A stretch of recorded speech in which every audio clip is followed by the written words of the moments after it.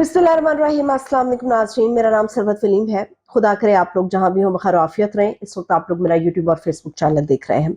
एक तो cipher case के हवाले से, इमरान खान साहब के हवाले से बहुत अहम डेवलपमेंट है, इसके ऊपर मैं बात करूंगी। मगर उससे पहले आज जो कुछ हम सब ने देखा, हमारी आंखों ने देखा कि जिस तरह से शाह महमूद कुरैशी जो ना कि सिर्फ सीनियर सियासतदान है बल्कि उनके साथ जिस तरह से बेरहमाना तरीके से सलूक किया गया, एक ही रियासत के अंदर दो दस्तूर काम कर रहे हैं, इसकी कुछ तफसील मैं आप लोग के साथ शेयर करूंगी।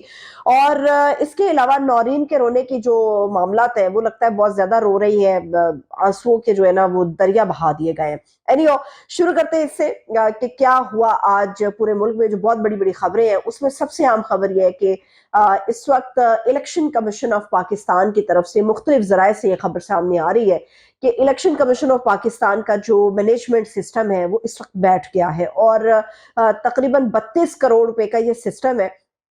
इमरान खान साहब के ऊपर तनकीद होती है कि जी आरटीएस बैठ गया था, उनके ऊपर बड़ी बेतहाशा तनकीद होती है कि उन्होंने किस तरह से धांधली करवाई, ये इमरान खान साहब के ऊपर लगता है। मगर वहां तो इलेक्शन हुआ तो आरटीएस बैठ गया, यहाँ पर तो इलेक्शन होने से पहले इलेक्शन कमीशन का पूरा मैनेजमेंट सिस्टम बैठ गया है। और मैनुअली उसको तो काम चला रहे हैं, मगर ये मैनेजमेंट सिस्टम जो इलेक्शन से पहले बैठ जाना, ये यकीन तौर पर हमारे लिए रेड सिग्नल्स दे रहा है। दूसरी बात यह है कि फोर्स 2-4 दिन पहले ये खबर आई थी कि मुकम्मल तौर पे जितनी भी फोर्स रिक्वायर्ड होगी इलेक्शन कमीशन के लिए, तो मुतल्लिका इदारों की तरफ से यकीन दहानी कराएगी इलेक्शन कमीशन को कि आपको ये फोर्स हम फराहम करेंगे। जो ताज़ा खबर है वो ये है कि आईजी पंजाब ने कहा है कि अदालतें बहुत ज्यादा मुदाखलत कर रही हैं। और ये इलेक्शन कमीशन की तरफ से कहा गया कि अदालतें बहुत मुदाखलत कर रही हैं, मगर जो आईजी पंजाब है वो ये बात कर रहे हैं कि जी हम इतनी ज्यादा फोर्स नहीं दे सकते, हमारे पास फोर्स अवेलेबल नहीं है। याद होगा जब पंजाब असेंबली के इलेक्शंस के ऊपर बात हो रही थी, तब भी कहा गया था कि जो पंजाब की भी फोर्स है वो भी कच्चे के डाकुओं को मारने के लिए वहां पर गई है। तो आज तकरीबन 35 से 38 दिन पहले ये इतनी बड़ी खबर है कि आईजी पंजाब कह रहे हैं कि जी हम मतलूबा जो फोर्स है, जो रिक्वायर्ड फोर्स है, वो हम प्रोवाइड नहीं कर सकते।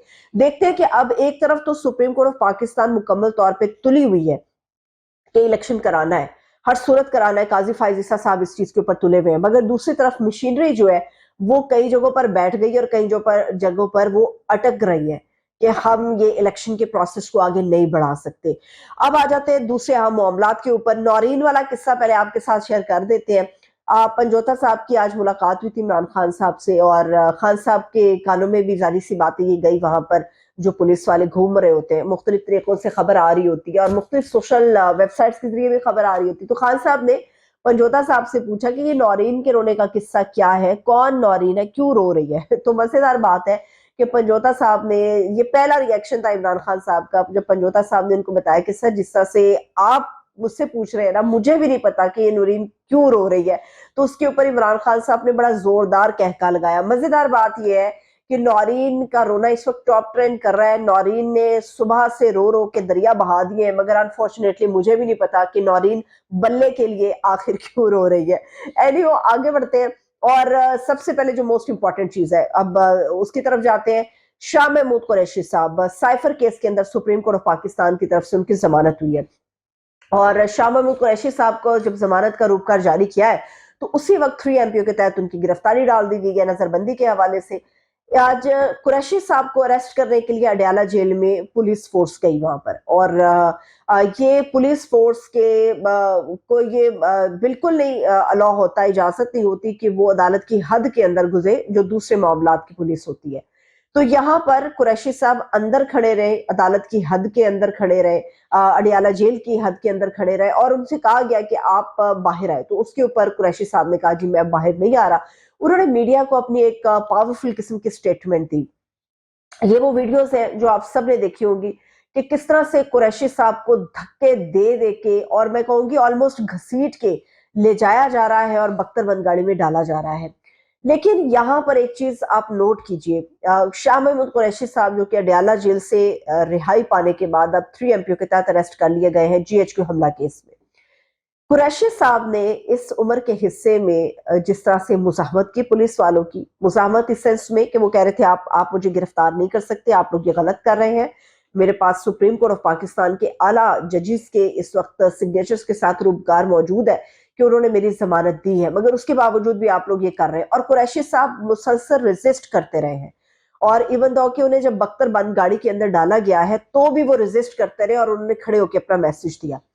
جب میں قریشی صاحب کی یہ ویڈیو دیکھ رہی تھی تو میری آنکھوں کے سامنے وہ منظر آ رہا تھا جب اسلام آباد ہائی کورٹ کے اندر سے عمران خان صاحب کو آ کے پولیس نے اریسٹ کیا تھا، اور خان صاحب کا پیچھے سے کالر پکڑ کے انہیں گھسیٹ کے لے کے جایا جا رہا تھا خان صاحب کو، اور بختر بند گاڑی میں ڈالا جا رہا تھا۔ اس وقت اور آج کے وقت میں فرق بہت زیادہ ہے۔ فرق یہ ہے کہ اس وقت خان صاحب نے بھی ریزسٹ نہیں کیا تھا، اس وقت قریشی صاحب نے بھی ریزسٹ نہیں کیا تھا۔ آج قریشی صاحب نے جس طرح سے ریزسٹنس شو کی ہے تو یہ بتا رہی ہے کہ اب جو گرفتاریاں ہو رہی ہیں وہ ناقابل قبول ہوگی، اب ان کو ایکسیپٹ نہیں کیا جائے گا۔ آپ کو یاد ہوگا جب خان صاحب کی گرفتاری کے معاملات چل رہے تھے اور پوری فورس ان کے پیچھے لگی ہوئی تھی، تو جب ذلِ شاہ کا خون ہوا تھا، ذلِ شاہ کا خون ہوا تھا تو اس وقت میں نے کہا تھا کہ اس تحریک کو، اس کے منہ کو خون لگ گیا، اور پھر ہم نے دیکھا ذلِ شاہ کی موت کے بعد کئی ایسے سانحات ہمارے سامنے آئے، اس تحریک کے منہ کو خون لگ گیا۔ آج جو قریشی صاحب نے کیا ہے، ایک تو انہوں نے لوگوں کے دل جیت لیے، انہوں نے ملتان شہر کو اپنے لیے جیت لیا۔ دوسری بات یہ ہے کہ انہوں نے مزاحمت کی ابتدا کر دی ہے۔ قریشی صاحب کی جو مزاحمت ہے یہ توانائی بخشے گی ان تمام لوگوں کو جن کو گرفتار کیا جا رہا ہے، اور وہ اسی طرح سے ریزسٹ کریں گے۔ اب صرف وہی لوگ ریزسٹ نہیں کریں گے، اب پبلک بھی ریزسٹ کرے گی، اور یہ آج بالکل ایک کلیئر میسج تھا جو شاہ محمود قریشی صاحب کی مزاحمت نے دے دیا ہے۔ تو اس کو اس پیرائے میں دیکھا جائے، یہ مت دیکھا جائے کہ شاہ محمود قریشی کو کس طرح سے اریسٹ کیا گیا۔ اس کا پیغام یہ ہے کہ اب اس طرح کی مزید غنڈہ گردیاں، مزید باوردی بدماشیاں برداشت نہیں کی جائے گی، اور یہ قابل شرم ہے، شرمناک ہے کہ شاہ محمود قریشی کو جس طرح سے گھسیٹ کر لے جایا گیا۔ وہ اس ملک کے سینئر سیاستدان ہیں، وہ فورن منسٹر رہے ہیں۔ کیا ایک جمہوری ریاست کو یہ زیب دیتا ہے کہ پولیس کو بدماشیاں پہ اتار کے، غنڈہ گردی پہ اتار کے، وردی پہنا کے، غنڈوں کو آپ نے وردی پہنا کے تو یہ ہر ایک کی گریبان میں ہاتھ ڈالنے کی کھلم کھلا اجازت دے دی ہے؟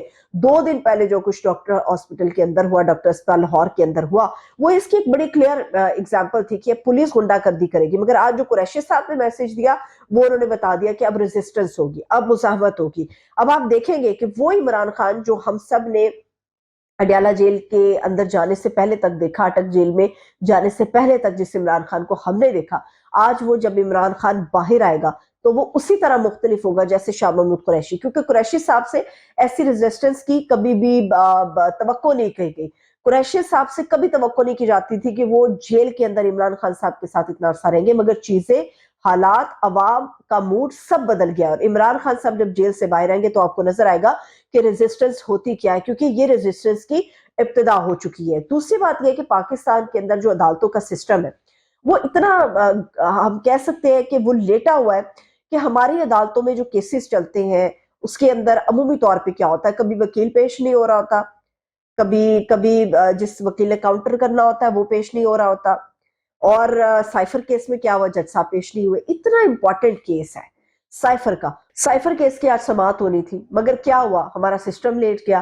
سائفر کیس کے اندر جو ہے وہ جج صاحب پیش نہیں ہوئے، ان کی طبیعت ٹھیک نہیں تھی۔ یہ اتنا امپورٹنٹ کیس ہے، اس کے اوپر تھوڑی سی توجہ دینی چاہیے کہ انفیکٹ ہم لوگ کر کیا رہے ہیں، اور یہ ایک امپورٹنٹ شخصیت کا ٹرائل ہے، اس کو ذرا غور کرنا چاہیے کہ جتنا جلدی یہ ہو سکے مکمل اس کو کرنا چاہیے۔ ہاں، مگر اس کو پہیے اس طرح سے نہیں لگانے چاہیے کہ انصاف کا اور دفاع کا جو حق ہے متاثر ہو، بالکل اسی طرح سے کہ جیسے اسلام آباد ہائی کورٹ کے اندر کے سے جو جج منتخب ہوا تھا ہمایوں دلاور نے جس طرح سے انصاف کے تقاضوں کو پورا نہ کرتے ہوئے پہیے لگا کر عمران خان صاحب کو سزا سنائی تھی توشہ خانہ میں، سائفر کے اندر مطمئن طریقے سے اس معاملے کو آگے بڑھنا چاہیے تاکہ کہیں پر یہ گمان نہ ہو کہ جان بوجھ کے اعلیٰ عدالتوں کی طرف سے بھی اس معاملات کو جو ہے وہ لٹکایا جا رہا ہے۔ دوسری بات یہ ہے کہ اس وقت ایک بڑی عام خبر، اب میں ذرا نون لیگ کی طرف آتی ہے، نون لیگ سے جو خبریں ہیں، نون لیگ کی خاتون ہے، انہوں نے خود سوزی کی دھمکی دے دی ہے، انہوں نے کہا کہ میں خود کو جلا دوں گی، مار دوں گی، اور یہ راول پنڈی کی سیکرٹری اطلاعات ہے ملیحہ صاحبہ نے کہا ہے کہ میں خود سوزی کر لوں گی۔ ہوا یہ کہ وہ کہتی ہیں ہم نے پارٹی کے لیے بہت سارا کام کیا، مگر پارٹی نے ہمیں جو کوٹے کی مخصوص نشست ہے اس کے اوپر منتخب نہیں کیا، تو اس پہ انہوں نے خود سوزی کی دھمکی دی ہے اور کہا ہے کہ میری جو موت ہے اس کے ذمہ دار مریم اورنگزیب صاحبہ ہوں گی، مریم نواز ہوں گی، نواز شریف ہوں گے، شہباز شریف صاحب ہوں گے، اور نصرت صاحبہ ہوں گی۔ یہ انہوں نے کہا ہے کہ جی یہ میں میسج کنوے کر دیتی ہوں. خدا کرے وہ خیریت سے رہے. اور لیکن جہاں تک مخصوص نشستوں پہ کوٹے کی مخصوص نشستوں پہ میرٹ کی بات ہے تو میرٹ پہ کوئی بھی ایک سیٹ نہیں دی گئی کیونکہ یہ ان سیاسی ورکرز کے لیے ہوتی ہیں جو پارٹی کے لیے کام کرتی ہیں. اس کے علاوہ پاکستان میں اس وقت پورے لاہور کے اندر تارا را را ہو رہا ہے. اس کی وجہ یہ ہے کہ پورے پاکستان کے اندر سے بڑے بڑے ایسے لیڈر ہیں, بڑے ایسے سیاستدان ہیں جنہوں نے اتنے کاغذات نامزدگی نہیں جمع کرائے جتنے عطا تارڑ صاحب نے کرائے. اس کی وجہ یہ ہے کہ عطا تارڑ صاحب جو ہے وہ جیب میں لے کے پھر رہے کاغذات نامزدگی اپنے.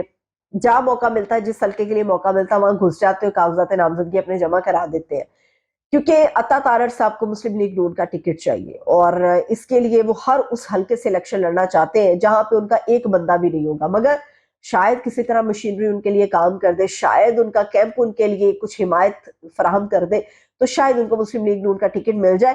تو مسلم لیگ نون کے ٹکٹ کے لیے عطا تارڑ صاحب جو چھلانگے لگا رہے ہیں اس میں بھی نواز شریف صاحب کافی زیادہ ناراض ہیں اور خبریں یہ ہیں کہ ان کی کافی زیادہ انہوں نے جھاڑ بھی پلائی ہے ان کو کہ بھئی آپ کر کیا رہے ہو, آپ سنجیدہ پولیٹیشین بننا چاہ رہے ہو, کیا کرنا چاہ رہے ہو.